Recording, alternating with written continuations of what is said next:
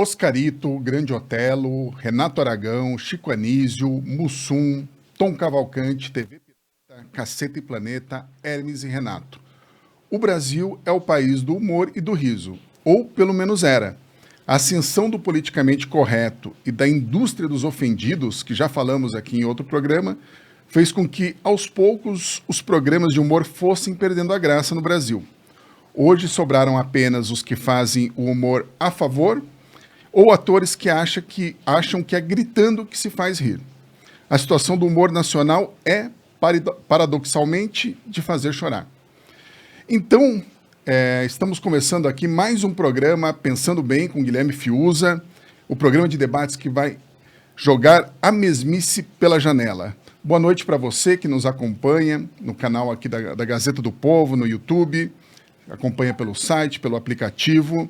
Eu, Guilherme Fiuza, estamos aqui todas as quartas-feiras e é com você que a gente conta para fazer aí a assinatura da Gazeta do Povo, para nos apoiar, para manter esse programa. Gostaria de lembrar que esse programa só é possível graças à nossa rede de assinantes. Se você ainda não faz parte dessa rede, tem um link aqui na descrição do vídeo para você apoiar esse jornalismo de qualidade que não despreza a sua inteligência. Vai lá, você vai ter uma oferta especial da Gazeta do Povo, está comemorando aí 105 anos, você assina por R$5 os 6 primeiros meses da Gazeta do Povo.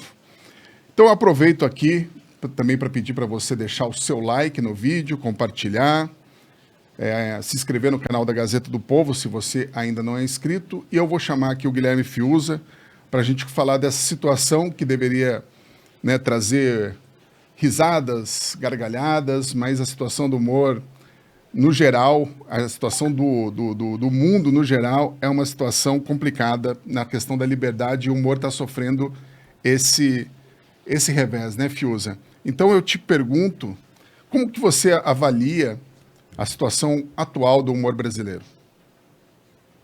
Salve, Jones, muito bom estar com você, obrigado pela parceria, obrigado aí à nossa audiência por vir junto com a gente. E, de fato, você fala sobre a questão da liberdade interferindo no humor, e eu quero até abordar a falta de liberdade vinda do próprio indivíduo, né, do próprio humorista, do próprio artista, antes até de algum tipo de cerceamento, né? Eu só queria, Jones, antes fazer um rápido parênteses aqui para dizer o seguinte: esse tema que nós escolhemos, né, se o Brasil ainda sabe rir, o Brasil desaprendeu a rir, né?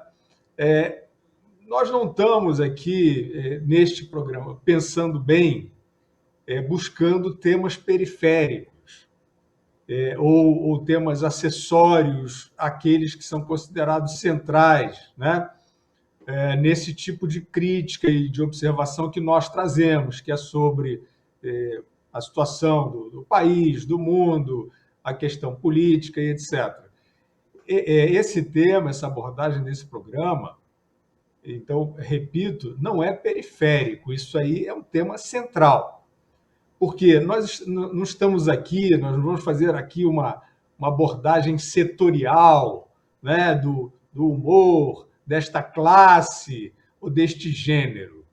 Nós estamos querendo aqui, modestamente, pensar sobre o comportamento da sociedade, o comportamento das sociedades e o que faz, né, essas sociedades estarem hoje configuradas de uma maneira que muita gente acha estranha, que muita gente acha indevida, né? Nós estamos vendo, de fato, aí um momento de muita conflagração, de muita incongruência, de muita injustiça, de muito abuso, de muita torção das intenções, né? Tudo isso aí que todos que estão assistindo sabem. Então, nós vamos falar do humor, que foi, inclusive, um tema sugerido pelo Jones, e eu gostei muito da sugestão, porque eu acho, né, como se diz, uma bandeira, né, um sintoma flagrante do que se passa nas sociedades e na sociedade brasileira em particular. O Jones fez aí citou alguns artistas, daria para acrescentar outros também, porque a lista é infindável. Eu lembro aqui de Jô Soares e vários outros. E a gente está falando justamente de uma sociedade que, no meio disso tudo aí que nós estamos apontando, que coisas estranhas de comportamento da sociedade, coisas estranhas na forma de representação dessa sociedade. E aí, olha que sintoma eloquente. O riso. Nos programas de humor em especial, mas também no estado de espírito, né, dos brasileiros, ele está, de fato, mais escasso. Está mais escasso. Por causa de muita vigilância, as pessoas entre elas, não estou nem chegando ao Estado aqui, as pessoas entre elas, até entre amigos, ou colegas, ou família, ou o que seja, muito vigilantes, muito interessadas em julgamentos sumários. Então, Jones, é claro que isso tudo aí tem muito a ver, infelizmente, combina com a falta de graça. Isso aí não tem a menor graça. Então, faço essa explicação introdutória para dizer, aqui nós estamos procurando investigar as causas, né, desse fenômeno de contemporaneidade, para dizer como é que, né, dizer não, para tentar entender como é que nós viemos parar aqui, como é que nós viemos parar nessa situação esquisita que nós estamos hoje. Então, devolvo para você, João, rapidamente, só dizendo o seguinte, tem um princípio do humor muito claro, que bom, você tem uma premissa, né, ali uma premissa que todos levam em conta ou consideram daquela forma. Por exemplo, né, vou falar aqui, um político que é ladrão. E aí, todo mundo sabe que esse político é ladrão. 171. O humor partiria da onde com uma premissa dessa? O humor vai partir do tipo, vai colocar esse personagem ou uma representação dele numa situação de honestidade, né? O humor vai torcer ali, vai ridicularizar, vai caricaturar a situação real. Agora, Jones, aí eu devolvo a bola para você perguntando o seguinte, e o que acontece quando humoristas torcem a premissa, ou seja, vamos supor, né, estamos aqui num exercício hipotético, tem um político que é ladrão, todo mundo sabe que é ladrão, corrupto, roubou, 171, é a premissa universal. E aí o artista, o humorista, parte da premissa que esse personagem, o político ladrão, é o bem. Aí ele vai tentar fazer graça, ridicularizando os que denunciam o corrupto. Você acha que dá para rir de uma coisa dessa, Jones? Pois é, né, Fiuza? A gente tem cada vez mais o humor a favor, né? Como eu citei lá no começo do texto. Você pega aí... Não vou fulanizar, né? Como a gente sempre, né, desde o começo do programa, a gente evita fulanizar. Enfim, às vezes as pessoas vão pedir para a gente dar nomes aos bois, mas a gente vai evitar essa fulanização, porque todo mundo sabe de quem a gente está falando e faz, pelo menos, se não sabe, desconfia. Mas o que não falta é humorista que aderiu a um lado, porque esse lado é o lado, vamos dizer assim, vencedor, né? No momento, aderiu àquele lado e usa isso para tirar sarro dos outros, né?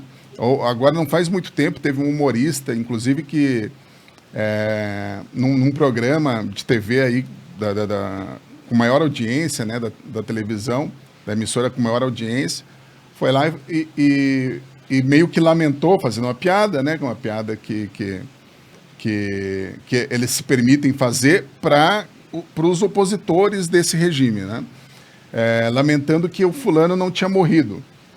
A gente chegou a publicar uma matéria na Gazeta do Povo sobre isso, e E é incrível, né, como eles se sentem à vontade para tirar sarro daqueles que foram os derrotados, né? Foram aqueles que lutaram aí contra a corrupção, fazem troça, né, agora eu vou falanizar um pouquinho, mas assim, fazem troça da voz do Sérgio Moro, fazem troça dos candidatos derrotados na eleição e continuam ali surfando na popularidade entre eles, entre aquele grupo que tem esse tipo de pensamento, porque entre o povo não tem popularidade, né? Porque quem do povo acha engraçado ficar tirando sarro de quem foi derrotado, né?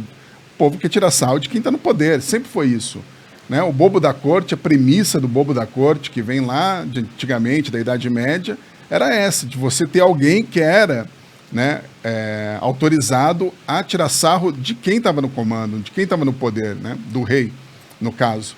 E hoje a gente não tem nem a figura do bobo da corte. O bobo da corte foi eliminado hoje no Brasil atual. A gente tem o bobo a favor. O bobo da corte, ele faz elogios ao rei, ele não tira sarro do rei, ele faz elogios ao rei. Então a gente está nessa situação que é tão absurda que se alguém viesse ali da época da ditadura militar, o cara ficou em coma, entrou em coma lá em 1973, em 74 para a gente pegar, e 50 anos em coma. 2024 ele sai do coma e vê o que está acontecendo. Ele não ia acreditar, ele falou, mas que ditadura a gente está vivendo aqui?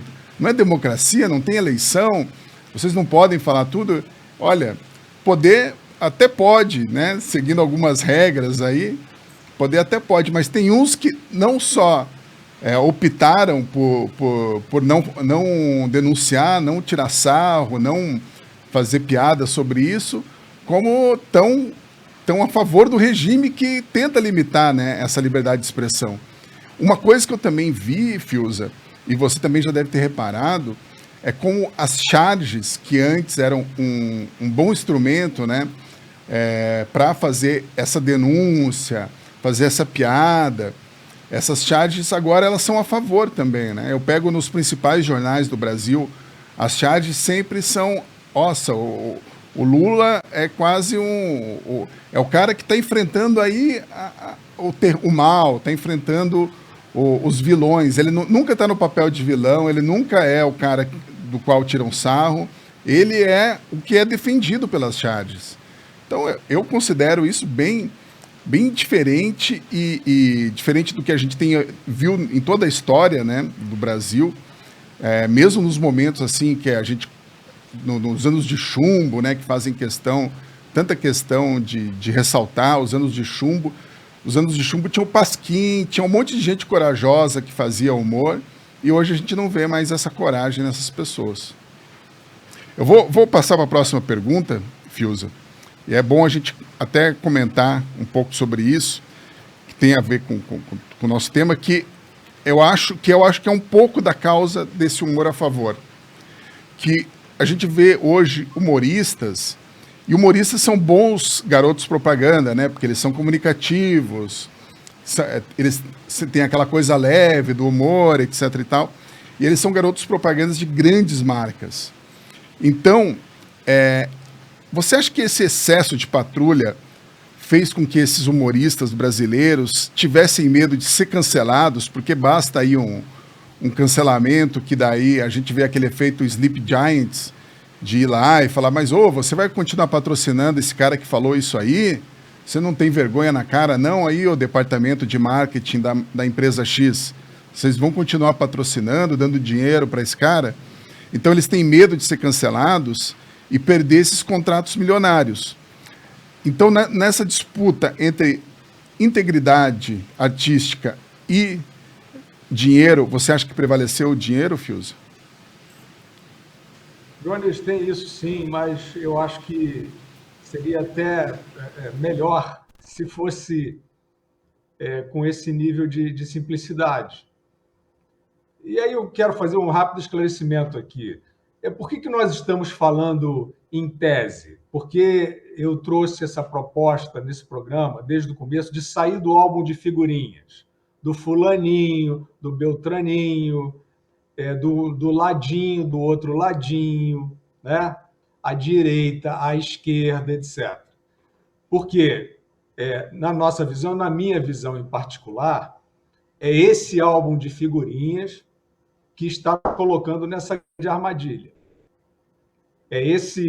Essa conceituação escassa, medíocre, isso tudo é a minha visão, ok? Superficial, enganosa, é ela que está permitindo que valores indefensáveis sejam defendidos.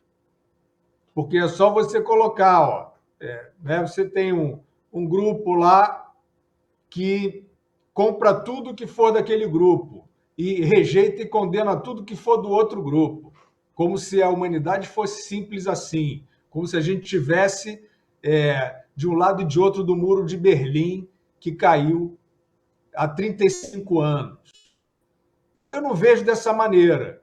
Então, a gente não está evitando nomes por problemas X, Y, Z. A gente está deliberadamente tentando falar das coisas, dando os nomes das coisas. Por exemplo, eu acabei de falar de uma hipocrisia.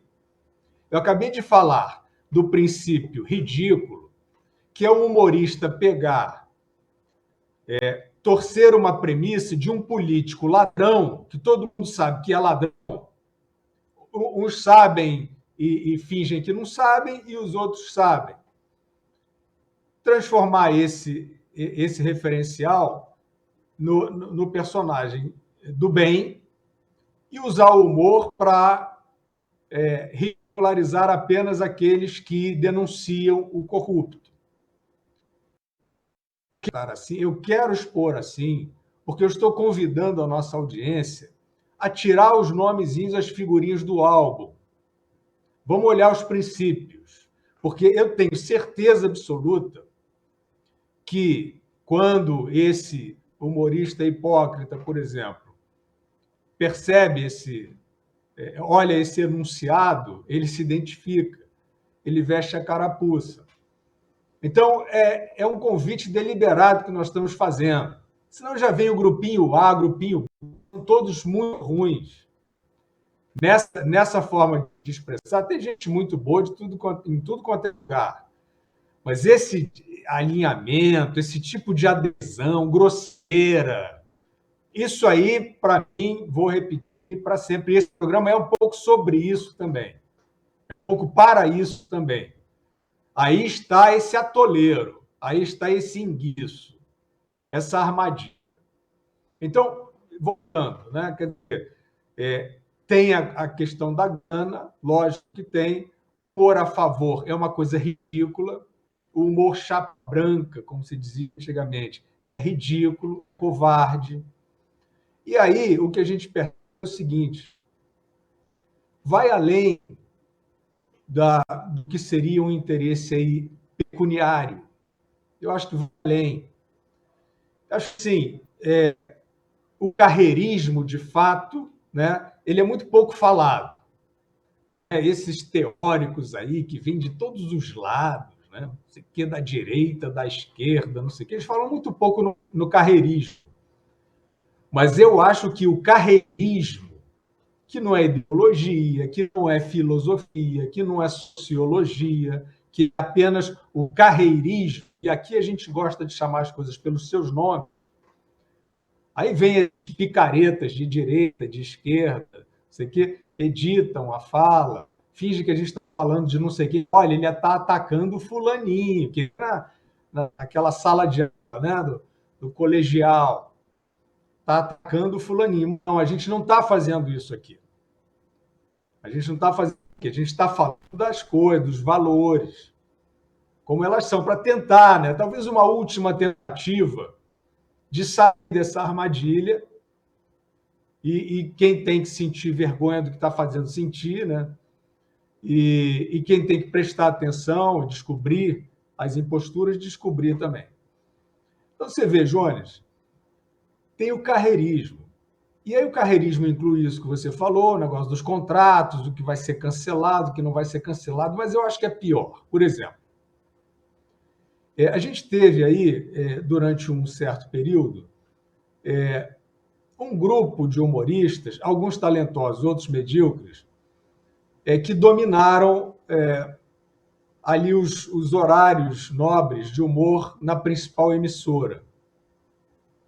Digo logo que tem vários ali que eu curtia muito, com talento e tal. E tem os medíocres também. Mas o que acontece?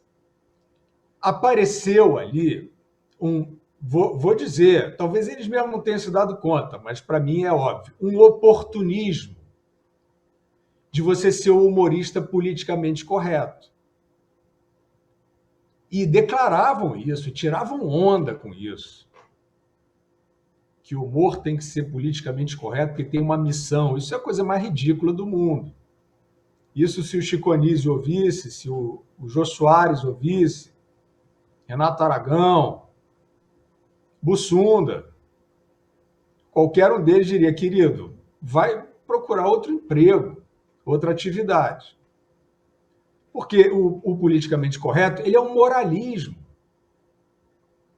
Ele é uma exacerbação de uma suposta preocupação ética para chatear, perseguir, ocupar espaço, afetar a virtude onde não existe. E o humor é cáustico. O humor constrói destruindo. O humor expõe o ridículo. O humor mostra que o rei está nu. Só tem graça assim. Então, o cara fazer uma militânciazinha, e aí esse grupinho, infelizmente, jogando fora a parte de talento que tinham, começaram a querer fazer coisas raciais. É claro que o humor pode denunciar o racismo, cansou de denunciar, mas sem fazer um proselitismo barato. Aí fazia o humor uma espécie de uma perseguição aos brancos, achando que assim estavam posando de defensores dos negros. Uma coisa ridícula, violenta, segregadora,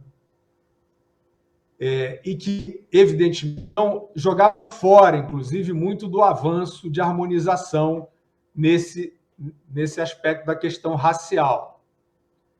Então, eu ficava ali, demonizando o branco, dizendo que o branco é isso, o branco é aquilo, por ser branco.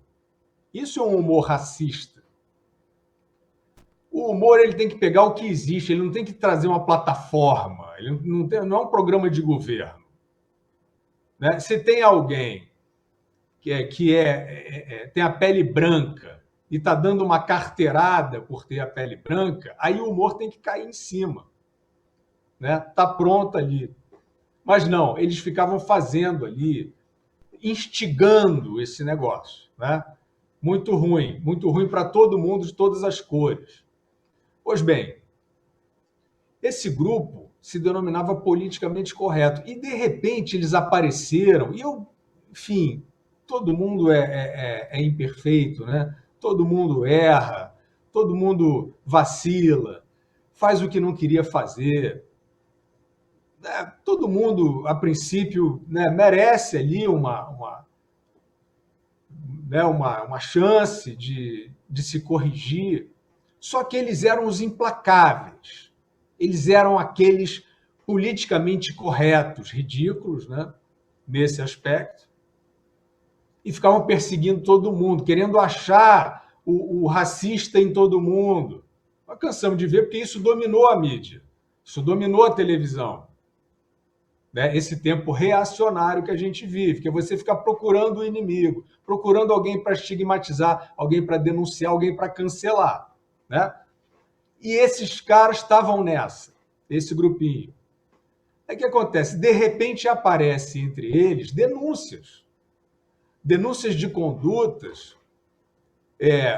abusivas, né? Todo mundo sabe do que eu estou falando. De novo, eu não vou fulanizar, porque eu não quero apontar dedo para ninguém, não estou fazendo nenhuma revelação, todo mundo sabe. Mas eu também não quero, para o cara que passou por isso e que achou ruim e quer se recuperar, eu quero que ele se recupere, não vou ficar falando o nome, mas serve como o exemplo de um caso. Né? Então era isso, abuso, né? Toda a questão, se colocavam ali como feministas, né? Como defensores de minorias, cheios de códigos de ética, não sei o quê, e de repente se viu que o que rolava entre eles, que também falhas humanas, ninguém vai julgar aqui, mas era completamente o contrário daquele código, né, meio quase carola, porque esses caras são carolas, né? Eles se colocam aí como meio contra a cultura, os novos libertários, hippies, mas eles são uns carolas chatos, né? Moralistas, ficam indo para cima de todo mundo, querendo ver em todo mundo o pecador. É isso que eles fazem, com essa fantasia progressista, né? Então, aí aparece esse mal-estar. E aí, Jones, eu devolvo para você dizendo o seguinte: isso não está tudo muito na cara? Quer dizer, o moralista, ele é sempre aquele que não está promovendo a moral, né? Que a moral é uma coisa boa, né? Você não ter moral é ruim. Só que a moral não é um moralismo. A moral não é uma caretice de códigos que você vai ficar perseguindo os outros. A moral é isso, é o caráter, a integridade, etc. E tal. Então apareceu esse problema, e aí, entre essas figuras, estava tudo errado. Aí começaram a fazer acusações entre eles, até hoje estão nessa. Eu não sei quem abusou de não sei quem, tarará, tarará. Então, onde é que estava aquele idílio ético? Não estava em lugar nenhum. E o que havia de hegemônico, de irresistível? Qual era o grande valor? Era o carreirismo. Era você querer afetar, né, uma suposta preocupação, uma suposta grandeza moral, para se promover numa época em que isso está em alta. Que se fosse a época do Cacete e Planeta, que felizmente para o humor e para a sociedade, o que estava em alta era fazer humor, era quebrar as vacas sagradas, né? Era mostrar o ridículo onde muitos não estavam vendo. Então, assim, só que aí o vento do mercado virou, e aí toca um pouco nisso que você falou, né? O interesse mercadológico de grana. Mas é pior que isso. É você afetar uma postura, uma suposta grandeza moral para se promover na sociedade, né? Para tirar a onda do cara que tem uma nobreza humana, certo? E não tem nenhuma nobreza. E o nome disso é carreirismo. Eu quero perguntar se você acha que é por aí. Eu acho, Fiuza, que aí existe um conflito de duas visões de mundo, né? Uma visão de mundo que acha que você tem que ser perfeito, o ser humano deve ser perfeito, e daí você cria vários slogans para esse ser humano. Ele é antifascista, ele é antirracista. Sai um novo livro do fulano e não basta ser não ser racista, é preciso ser antirracista. Não basta não ser fascista, é preciso ser antifascista. Então você vai incorporando vários slogans, como se fossem bottoms, né? Aqueles bottoms que as pessoas usam. Olha aqui, ó, eu sou antifascista, eu sou antirracista, eu sou feminista, eu sou um homem que apoia as mulheres e tal. Isso fica bonito, né?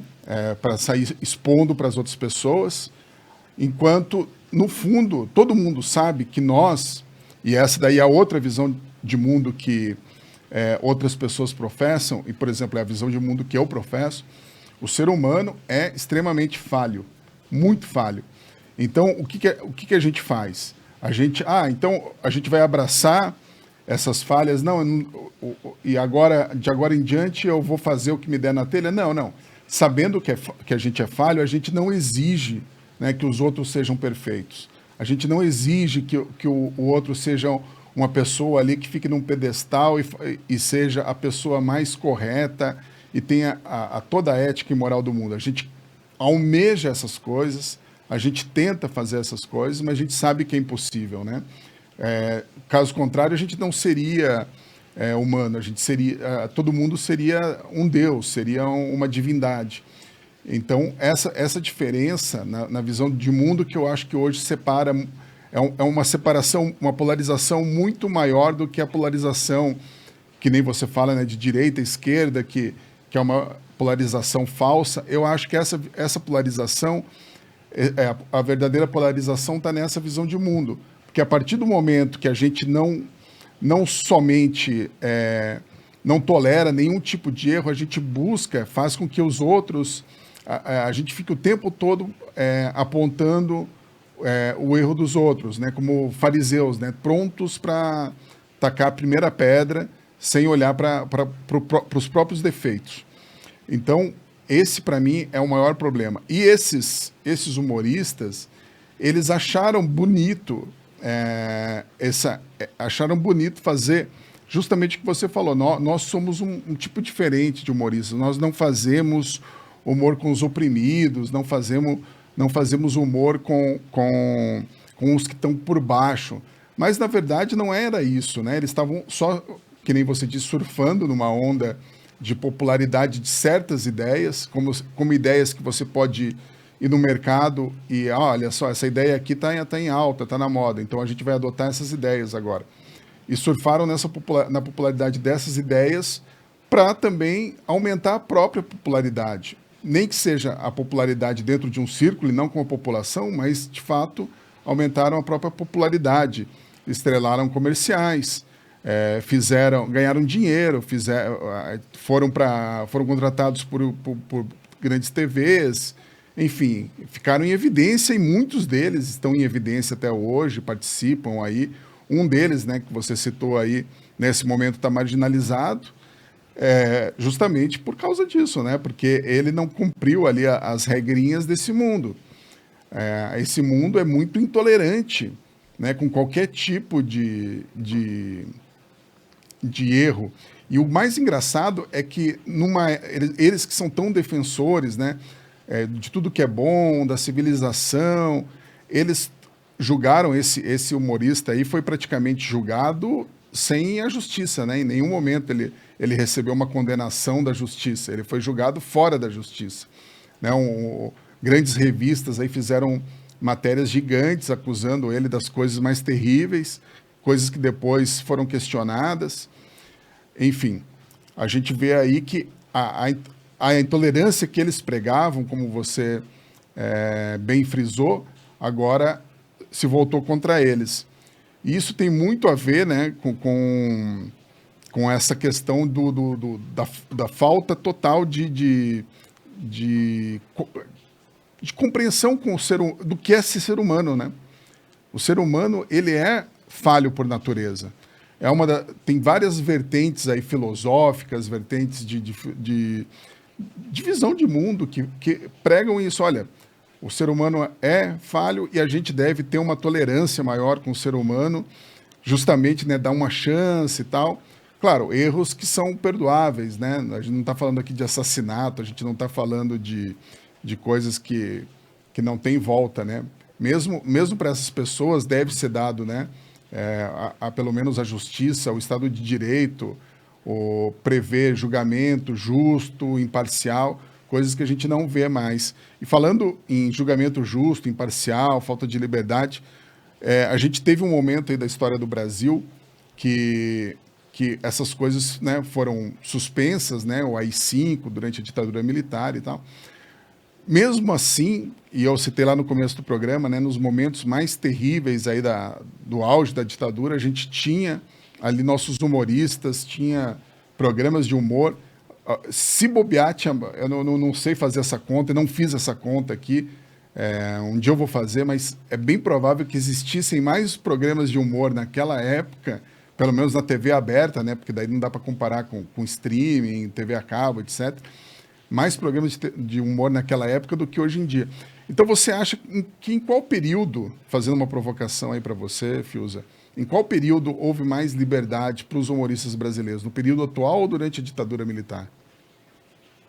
Acho que são períodos diferentes, né, Jones? E eu jamais vou relativizar essa situação do Estado de maneira arbitrária e autoritária se arrogando o direito de decidir o que pode ser publicado ou não, que era o que acontecia na época da ditadura.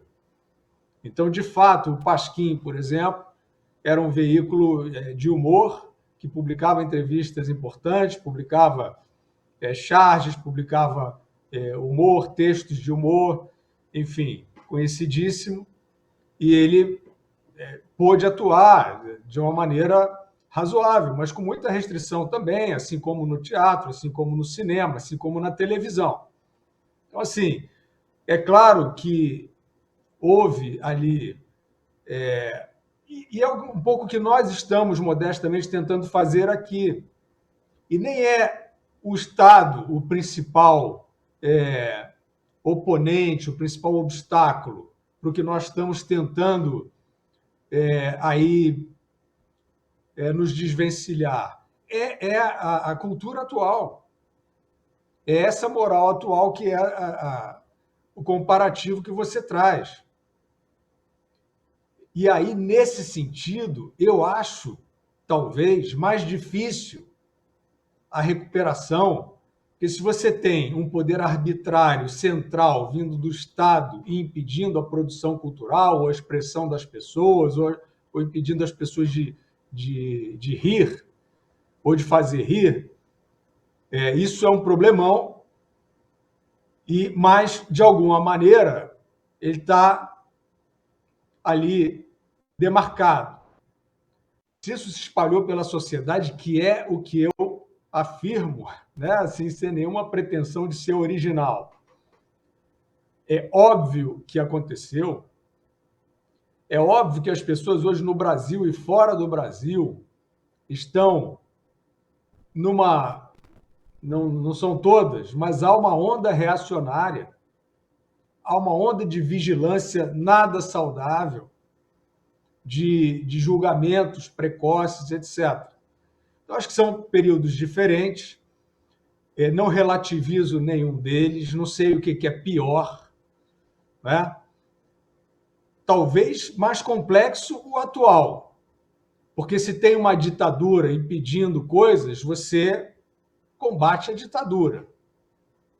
E se essa ditadura, ou esse autoritarismo, ou essa intolerância está espalhada pela cultura das pessoas, pelo comportamento, pela moral das pessoas?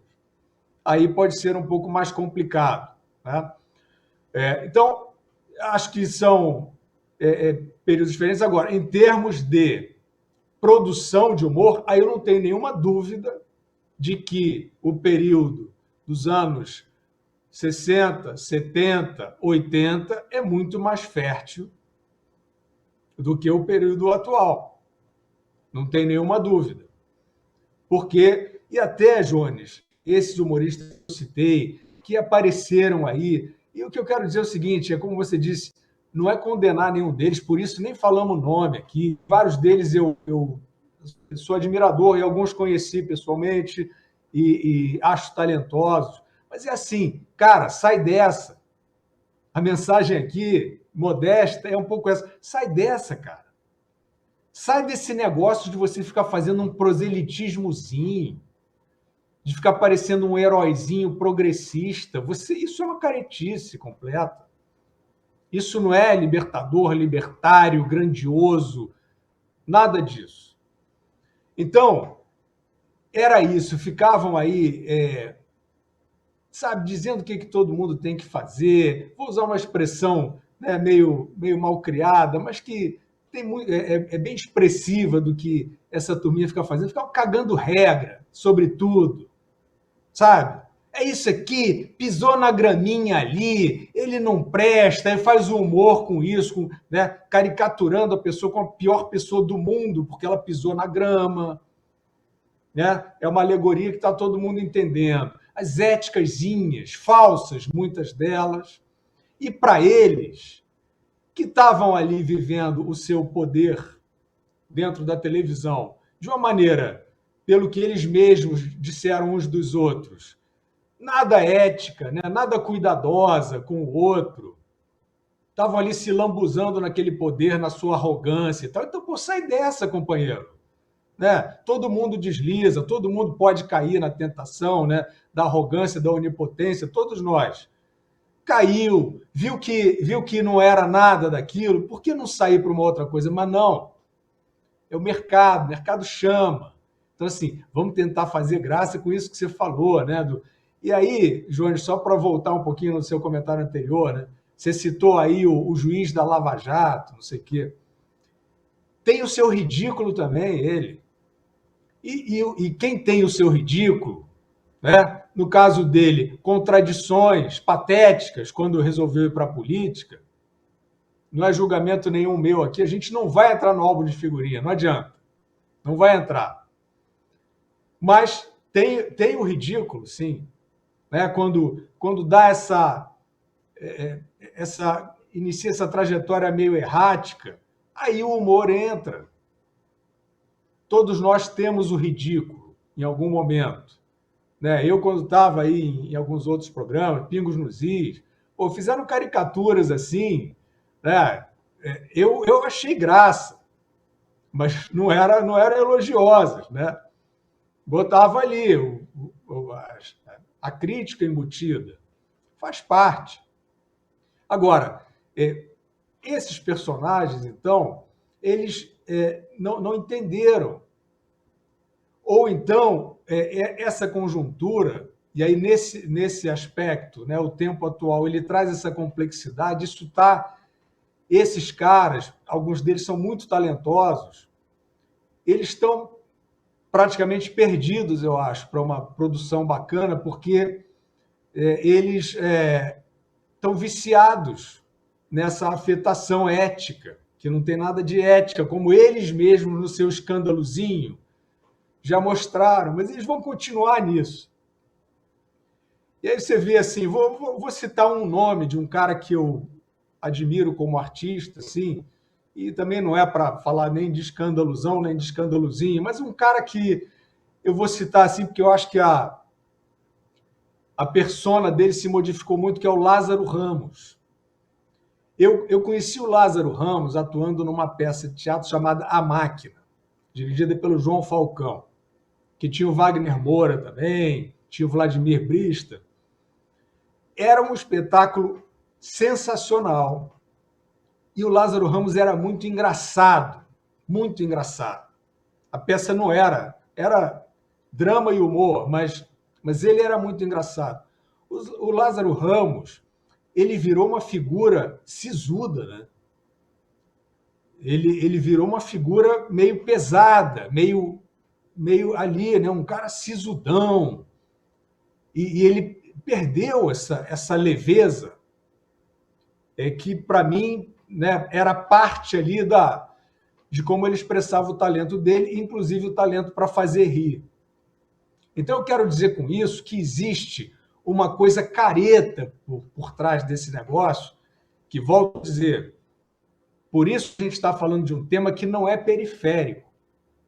A gente está falando de um traço da sociedade, da cultura atual, que está na base desses mal-entendidos aí que a gente está vivendo, dessas injustiças, desses abusos, dessas formas de controle dissimuladas e invernizadas. Este traço está na base. Por quê? Porque as gerações talentosas, que tinham obrigação, se quisessem fazer humor de verdade, de estar agora retratando de forma impiedosa e implacável os que abusam do poder, por exemplo, e também os que não estão no poder, mas que são hipócritas, que fingem que têm causas. Parênteses. Quem está fazendo isso? O inglês Ricky Gervais. Né? Mas você vê, o humor, para quem não está lembrando, é um humorista inglês que fez uma apresentação famosa no Globo de Ouro de 2020, em que ele expôs isso aí tudo que a gente está falando. Ele se dirigiu aos artistas como um todo, falando da hipocrisia das suas causas cosméticas, com muito talento. Agora, originalmente nem é o meu humor preferido do Ricky Gervais, porque ele é um humor muito agressivo, muito agressivo. Só que foi o que sobrou diante de um de um momento em que as pessoas perderam essa capacidade de olhar para o abuso, ou para o abusador, ou para o hipócrita, ou para o canalha, e fazer, e retratar aquilo como, né, ridicularizando aquilo que é. Parece que isso desapareceu. Está todo mundo procurando a sua turminha, procurando o seu lugarzinho, a sua ala, supostamente ideológica, mas que, na verdade, é um clube, né, com quilômetros de vantagem. Muito bem, Fiuza. Você falou, eu só queria deixar claro aqui duas coisas. Quando a gente fala, né, do ridículo ali que tem o Sérgio Moro, todo político tem seu ridículo. O único problema, né, é você fazer esquecer o ridículo dos outros, né? Olhar só para um ridículo e o tempo todo deixar esses passarem impunes e olhar somente para um lado, né? E eu estou vendo que muita gente está fazendo isso no momento. E outro, a gente não deve jamais, né, relativizar a ditadura, né, porque é o Estado mandando na nossa vida.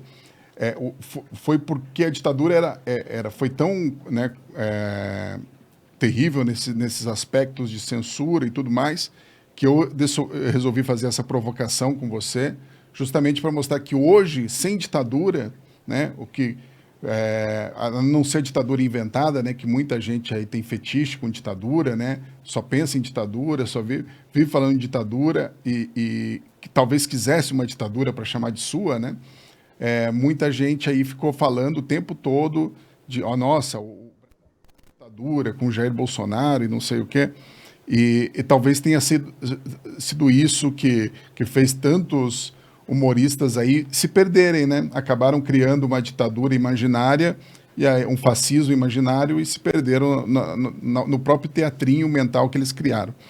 Então, e o autoritarismo real, que existe e tem uma escalada muito problemática e muito perigosa, eles não falam.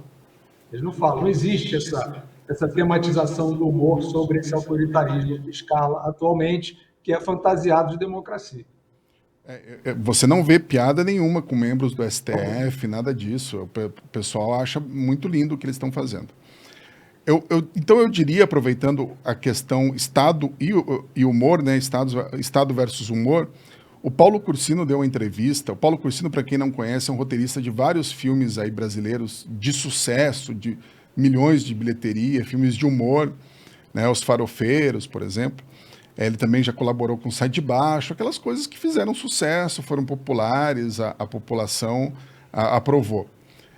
Ele deu uma entrevista para a Gazeta do Povo dizendo que antigamente o humor batia nos políticos e hoje o que a gente vê é justamente os políticos batendo nos humoristas, né?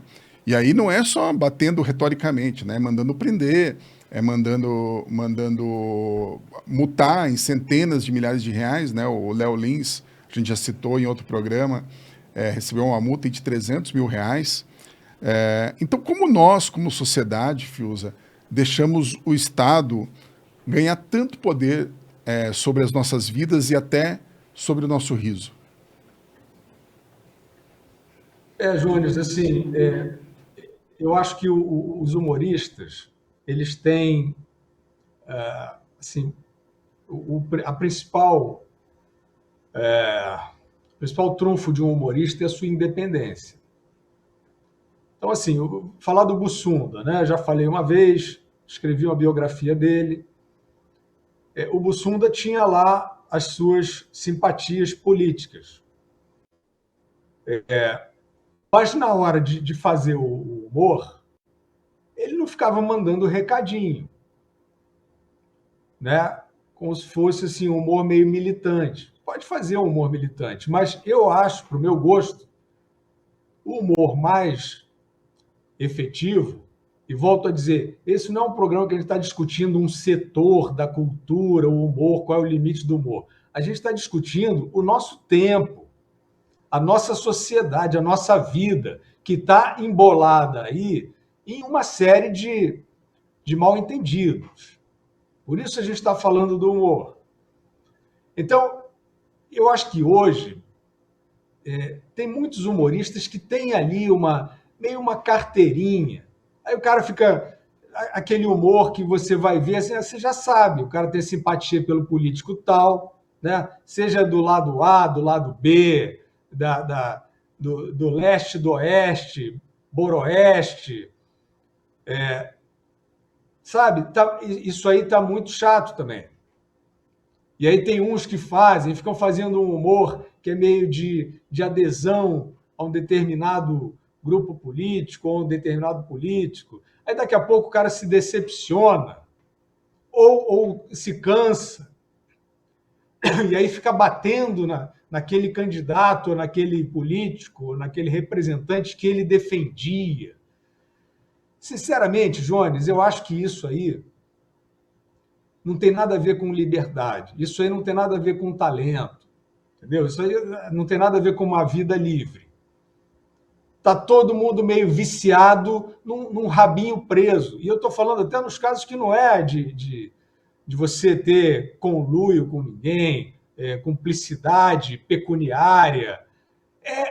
Você mesmo vai lá e amarra, né, o rabo numa coisa, numa suposta plataforma. Isso é muito chato.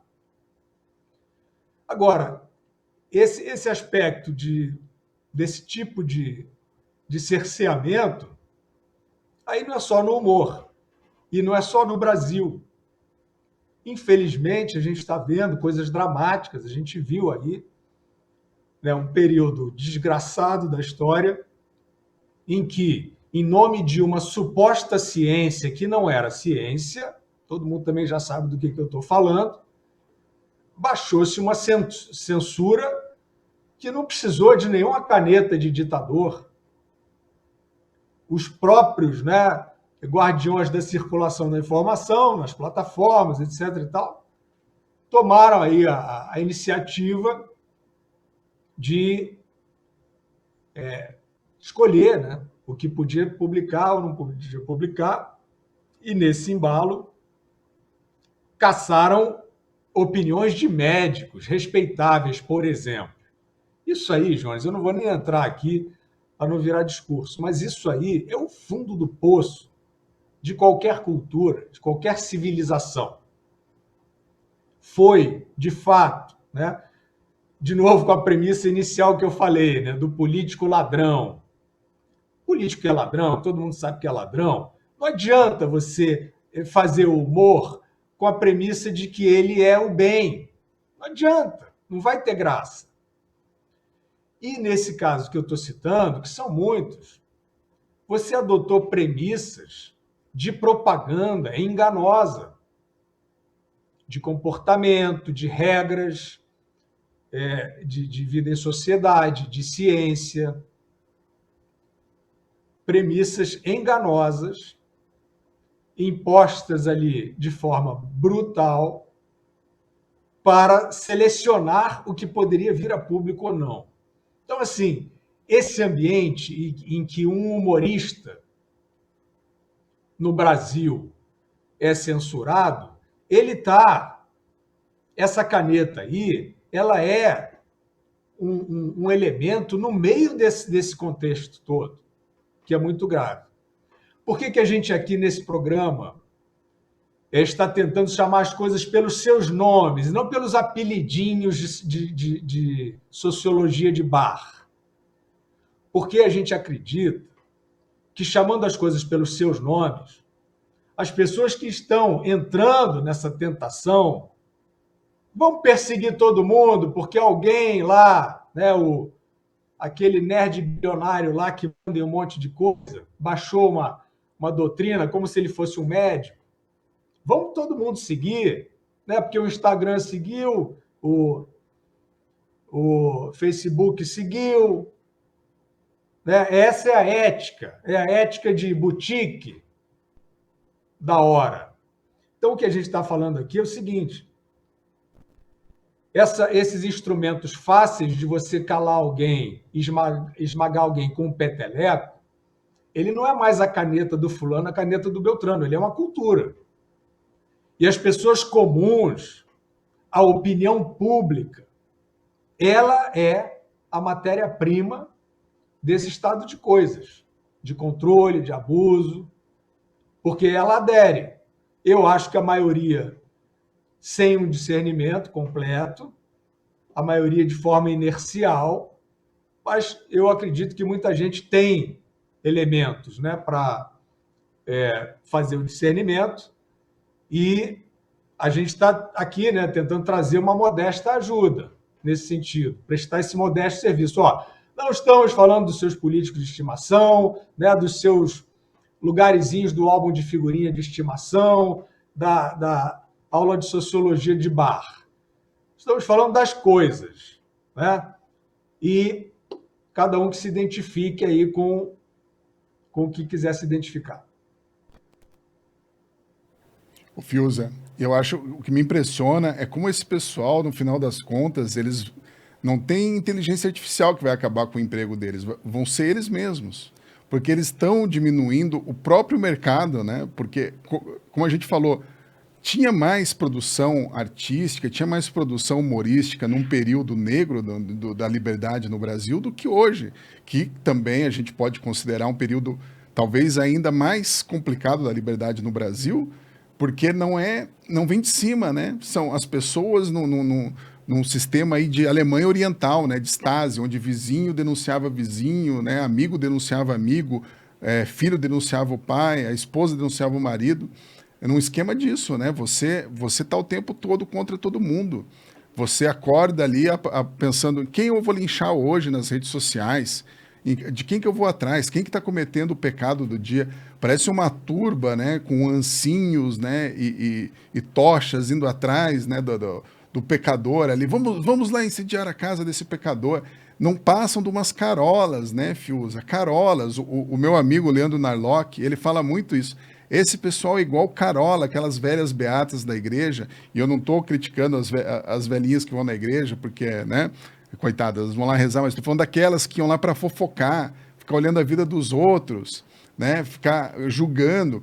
Elas eram perfeitas, iam para o céu direto, não iam nem passar pelo purgatório, enquanto aquele lá, não, aquele fulano lá, ele trai a esposa, né, e aquele fulano lá faz isso, e aquele fulano faz aquilo. É isso que esse pessoal faz, né? No final das contas, eles acham que são tão originais, tão inteligentes, tão superiores a nós, meros mortais, e no final das contas eles fazem a mesma coisa, de uma maneira, só que com um ar, né? Um ar de soberba, um ar de inteligência, um ar de superioridade, como se fossem, né, as coisas mais incríveis que já existiram desde o nascimento, desde o advento da humanidade. Né? Então, é patético, é ridículo, né, o que essas pessoas fazem. E, no final das contas, imagina, né, Fiuza, um Bussunda da vida olhando... esse pessoal, eles não estão preocupados. Não, eu vou aqui criar a melhor piada, eu vou criar o melhor xiste. E a piada, quando ela é boa, ela faz você dar risada das piores coisas do mundo, né? Eu lembro uma vez, eu estava conversando com um chefe meu na Veja, e a gente estava comentando aquela piada do Danilo Gentili, uma piada antiga do Danilo Gentili, sobre os trens, sobre o metrô em Higienópolis, né? Enfim, era uma piada lá que falava de um assunto bem delicado, né? Que era judeus e holocausto, inclusive nesse momento, né? Talvez, você vê, a gente fica se policiando. Mas era uma piada boa. Eu lembro que ele estava conversando com o meu chefe na época, quando eu trabalhava na Veja, e ele falou, pô, finalmente o Danilo acertou uma. Mas, enfim, não estou nem fazendo esse tipo de... Também não estou julgando aí o Danilo e o humor dele, que é um cara, né, hoje é líder de audiência no horário dele e tal. Enfim, eu não quero ficar também me policiando aqui no que eu vou falar e me preocupando com a interpretação que vai receber as coisas. A gente até... já falou disso num programa anterior, né, Fiuza? A gente coloca na internet, as pessoas fazem o que querem com o que a gente fala, né? Espero que não seja deturpado, as nossas falas não sejam deturpadas, mas isso é um indicativo muito grande do momento que a gente vive, né? Que a gente... existe o crime de opinião, né? O que a gente fala pode ser considerado algo muito nefasto, algo muito criminoso, enquanto as pessoas que estão por aí realmente cometendo crimes estão soltas, né? Bandidos políticos que assaltaram o erário estão soltos aí. Última perguntinha, Fiuza, bem rápido aí, porque você até mencionou que você escreveu, né, a biografia dele. do Cláudio Besserman. Para quem não conhece, não liga o nome à pessoa, Cláudio Besserman é o Bussunda. Então, o que você acha que ele diria hoje? Eu sei que é um exercício, né? Tentar adivinhar que a outra pessoa diria, mas o que ele diria do humor que é exibido hoje na TV brasileira? Como que ele reagiria a tudo isso, hein, Fiuza? Como você disse, é difícil projetar e a gente também não quer aqui especular, né, sobre a pessoa que não está mais aí, o que ela faria e falaria. Mas eu acho assim, o Bussunda era representante, né, a história de vida dele, assim, ele é criado, né, numa família com valores rigorosos, né, não era uma família opressora nem nada, mas valores de virtudes muito rigorosos e tal, de estudo principalmente, e ele já era aquele, como se diz, aquele gauche, né? Aquele cara que não se enquadra no mainstream, aquele cara que olha tudo meio de esguelha, aquele cara que não lhe sobe a cabeça nunca ser o the best, porque ele se sente muitas vezes o pior, né? Então, isso é um dado de humanidade, né? Assim, aquele personagem chapliniano, a gente pode dizer, né? Que a gente está falando de humor aqui, é justamente isso, a figura ali do Carlitos, né?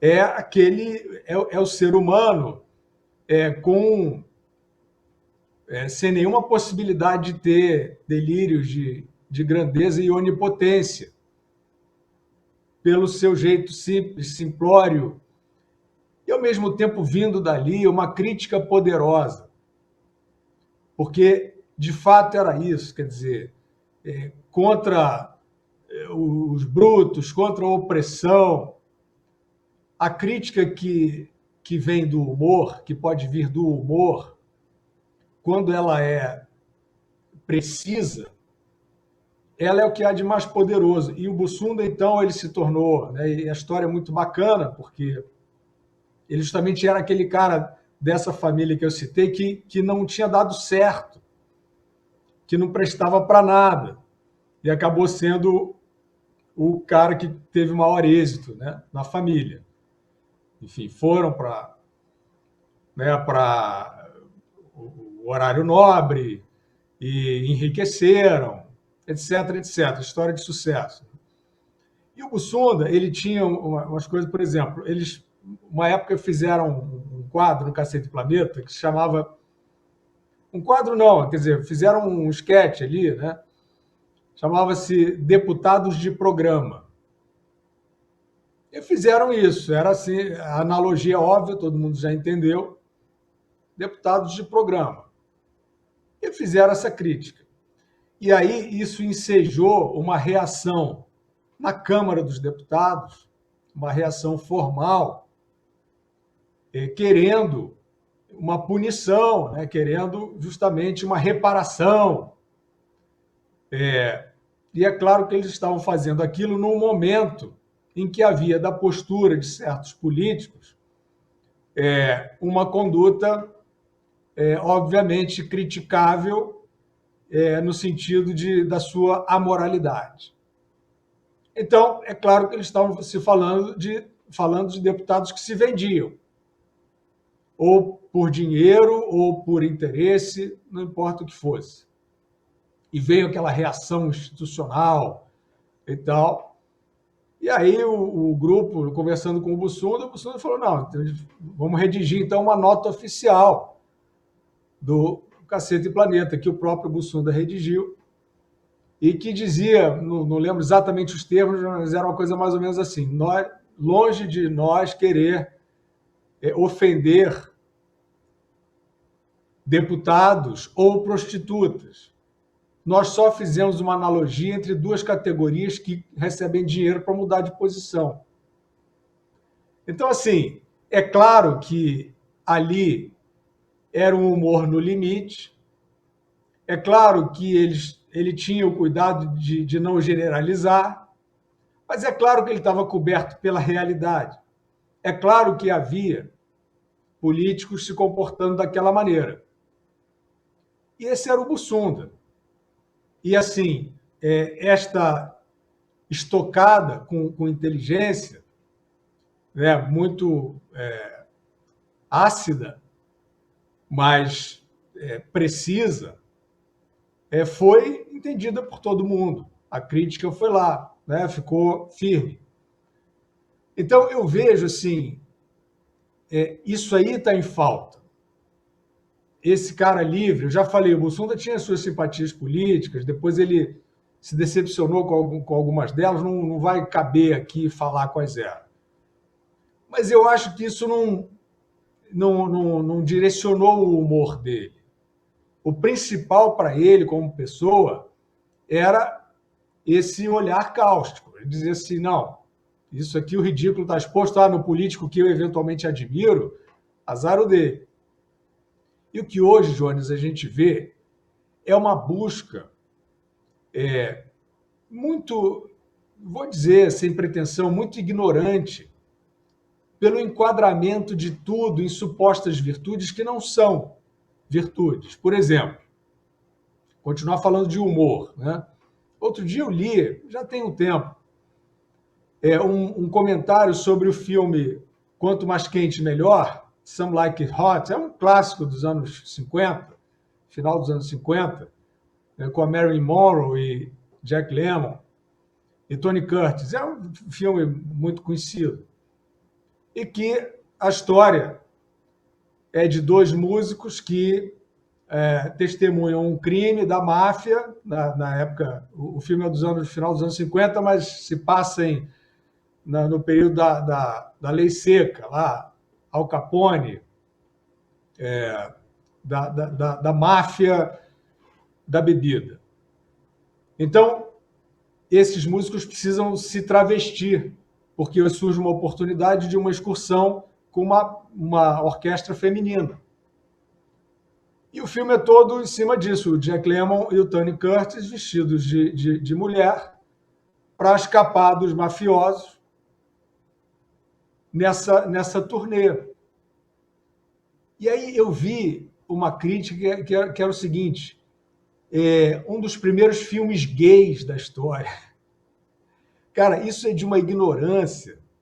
E aí depois eu vi outros críticos, alguns até outros artistas e humoristas, falando dessa mesma besteira.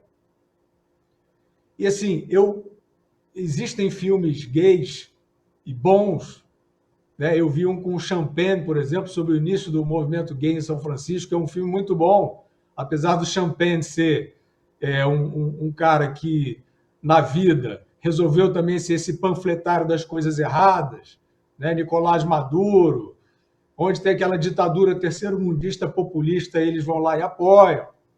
Uma vergonha. Mas eu separo as coisas. Como artista, considero muito bom, ator. E então tem filmes gays importantes e tal. O Quanto Mais Quente Melhor não tem nada de filme gay. Ao contrário, é um período em que, justamente, a questão homossexual estava tão ainda reprimida que a graça era o homem vestido de mulher. E tem diálogos deles, momentos que eles falam lá, não, eu vou me casar com aquele milionário. O cara lembra, não, você não pode casar não, porque ele é homem e você também é. É claro que hoje em dia isso não teria graça, porque hoje em dia a questão homossexual saiu desse estado reprimido e hoje um homem pode formar um casal com outro homem. Só que na época, então é justamente o contrário. Toda a graça do filme estava no fato de que eram homens vestidos de mulheres. E aí um deles, o Tony Curtis, ele também se traveste de homem para conquistar a Marilyn Monroe, depois ele volta, se veste de mulher, e ele fala bem daquele homem que é ele mesmo, para encantá-la, e acaba conquistando. Então, assim, tem graça pela época em que está, para a época em que está, em que isso não acontecia, ou acontecia, mas não era tão aceito pela sociedade. não era tão comum na sociedade. O humor é isso, você tem que lidar com o que existe naquele momento. E aí eu vejo essas figuras, né? Essas almas penadas procurando uma coisa politicamente correta para elogiar. E diz, não, porque o filme, quanto mais quente melhor, é um filme à frente do seu tempo pela causa gay. Não tem nada disso. Absolutamente nada. Poderia até reclamar do oposto, se quisesse. Ah, poxa, eles partem da premissa de que o homem não pode se vestir de mulher, não sei o quê, mas também cairia nesse mesmo problema. Para a época, isso era assim. Aí a gente vê, outro dia eu vi aí, numa dessas operadoras aí, uma reprise lá do Sai de Baixo, que eles faziam essa... Era grosseiro, mas era uma maneira de criticar o machismo do Miguel Falabella, né? O Caco Antibes, que mandava a mulher calar a boca, não sei o quê. Mas é claro que aquilo era uma crítica ao machismo. É claro que era ridículo o personagem. O Falabella fazia ele canastrão, ridículo, né? Metido, arrogante. Aí você vê, Jones, a paranoia. Aí você coloca lá, os que detêm os direitos, colocam assim, esta obra, fazem com várias, né? Esta obra representa hábitos e costumes da época em que foi feita. Meus queridos, toda e qualquer obra representa, de alguma maneira, ela pode até ter futurologia, ela pode ter até arqueologia, ela pode ser histórica e voltar para o passado, mas ela foi feita no momento em que ela foi feita. Então, o contexto dela são os hábitos, valores, costumes dessa época. Então, você vê essa paranoia de parecer cuidadoso. Você não está parecendo nada cuidadoso. Você está dizendo uma obviedade, você está fazendo um alerta que é só uma alegoria, né? Que é só uma afetação de cuidado com alguém, que vocês não têm cuidado com ninguém, vocês estão querendo afetar uma virtude que vocês não têm. O mais legal nesse filme é o final, né, Fiuza? Não vou dar, eu vou dar spoiler porque, pelo amor de Deus, né, o filme tem aí 60 anos, né? Então, quem não assistiu ainda, que vai assistir.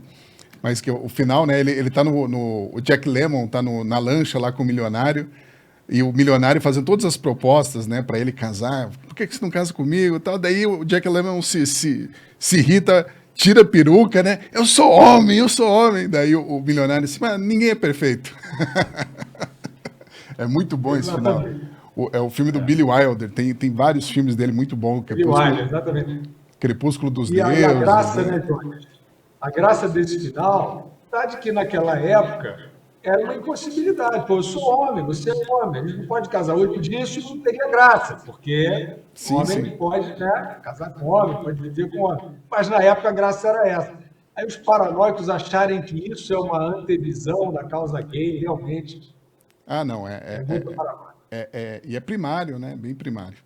Tá, gente, antes da gente caminhar aí para o final do programa, eu gostaria de chamar aí uma promoção da Gazeta do Povo, né? A Gazeta do Povo está fazendo 105 anos, pensa bem, um jornal centenário, e você clicando no link da descrição do vídeo ou acessando o endereço aí da tela, você assina a Gazeta por apenas R$5 pelos primeiros 6 meses.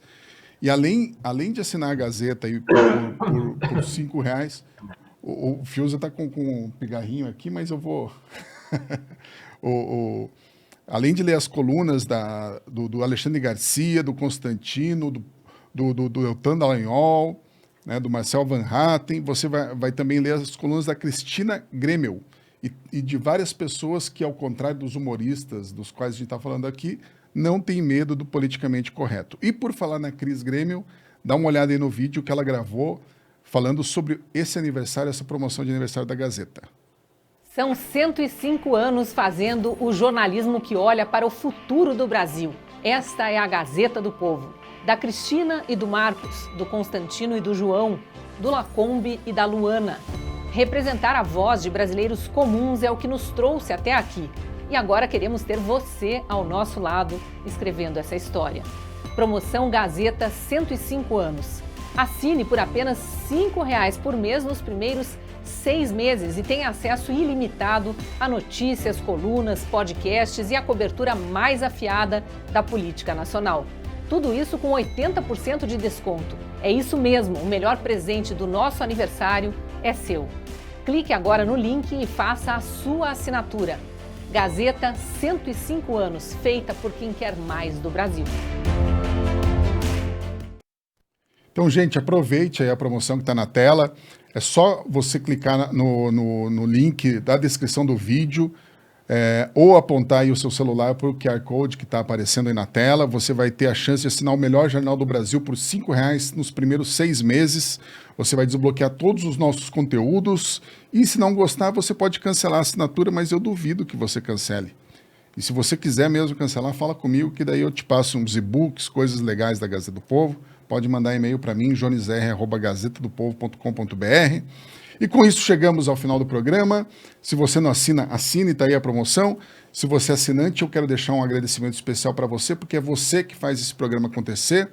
E Fiuza, até a semana que vem, vamos fazer mais um programa. E gostei disso que você falou aí no final, né, desses avisos, dessas coisas aí que eles estão colocando nas obras. Eu vi que colocaram outro dia no Bambi. No Bambi da Disney vem um aviso desse. Essa obra foi feita, eu fico imaginando o que tem de ofensivo lá no Bambi para que eles tenham colocado esse aviso, né? Que esse aviso reflete muito bem os valores do nosso tempo, né, Fiuza? É uma feira de demagogia que, infelizmente, não é só mais uma moda chata, não é só mais uma impropriedade, é um instrumento de afetação que dá dinheiro, que segrega, que discrimina e que serve para controle, né?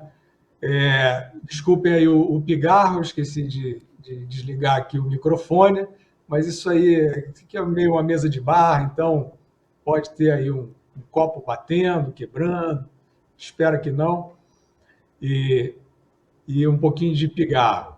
Jones, muito legal essa nossa conversa de hoje. E eu quero completar dizendo o seguinte: nós temos assim referências muito recentes do que era o humor feito com liberdade. Recente se falar em tempo histórico, né? Quer dizer, até esses humoristas que nós citamos aqui, que caíram nessa chateação politicamente correta, né, que viraram esses carolas metidos a progressistas e tal, até essa geração, no início, tinha coisa boa, coisa interessante. Só que eu quero lembrar que, assim, período de TV pirata, o que aconteceu na TV pirata, né? A TV Globo abriu a sua programação para um tipo de humor que satirizava de maneira impiedosa a própria emissora. Satirizava implacavelmente as novelas da emissora, os anunciantes da emissora. Isso foi uma experiência de liberdade que não deu problema para ninguém. Ao contrário, claro, alguns novelistas, na época, mais preocupados, mais conservadores, mais tradicionalistas, não, isso aqui vai expor os nossos clichês, né, de dramaturgia e tal. Mas é lógico que, no final das contas, com liberdade, tudo se constrói.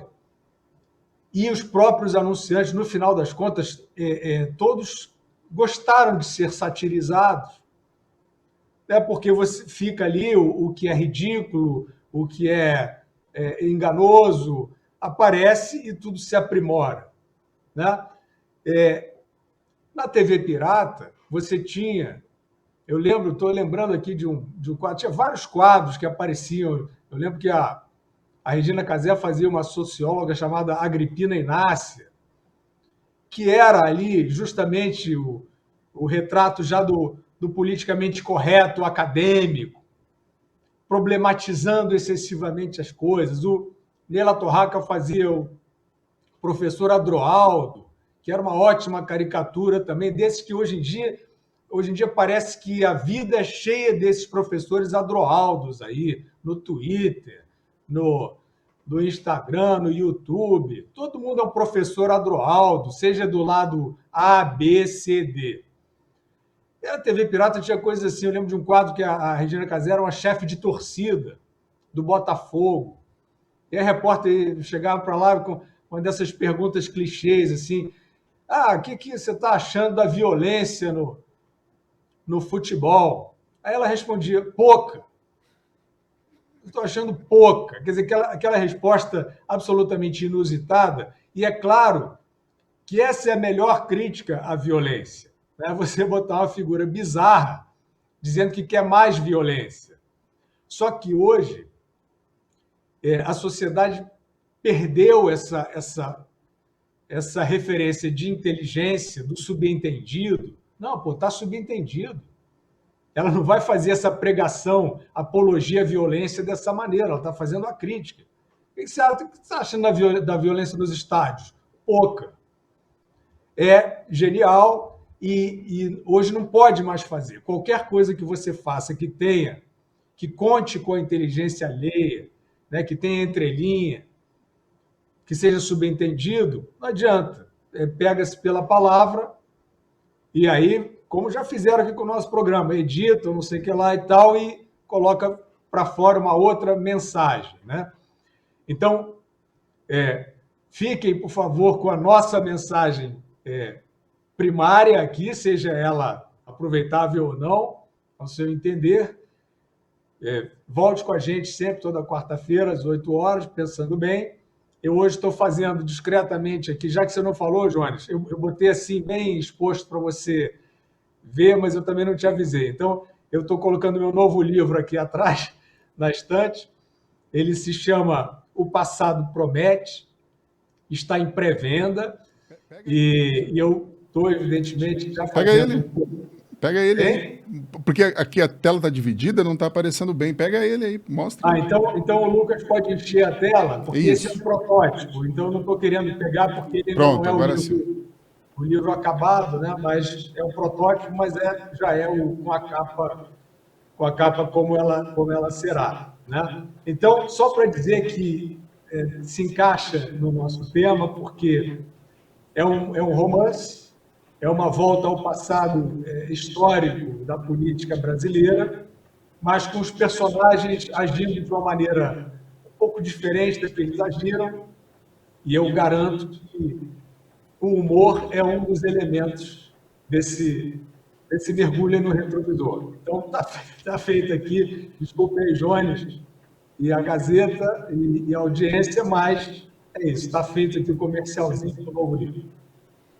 Claro que não, você manda aqui, Fiuza. E tenho certeza que o nosso leitor, quem é assinante da Gazeta, também vai se interessar pelo teu livro. Com certeza o pessoal já deve ter os outros, né? O Fake Brasil, Passaporte 2030, então mais um livro aí para a estante. Eu sou fã declarado, né? Desde tempos aí, inclusive já falei no programa lá que te entrevistei lá por causa do 3.000 dias no bunker, então, eu gosto muito. Bem, com isso, chegamos ao fim do programa. Então, nos acompanhem semana que vem. Se puderem, aí assinem a Gazeta, aproveitem a promoção. E semana que vem a gente está aqui de volta, eu e Fiuza, falando aí sobre um tema que a gente ainda vai discutir, mas tenho certeza que vocês vão gostar. Valeu, gente. Até semana que vem.